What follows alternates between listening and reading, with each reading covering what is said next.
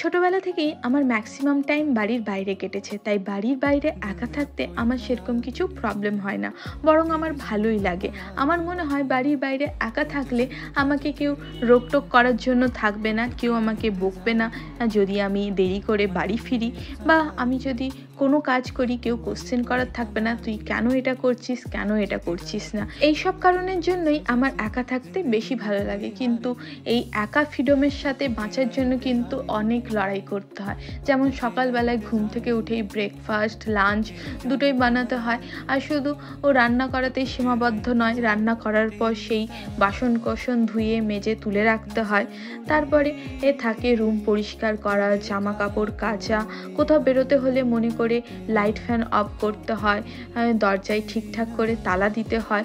এই সব করেই আমি আমার ফ্রিডমটা হাতে পাই। তো তোমরা কারা কারা আমার সাথে রিলেট করতে পারছো জানিও কমেন্ট করে।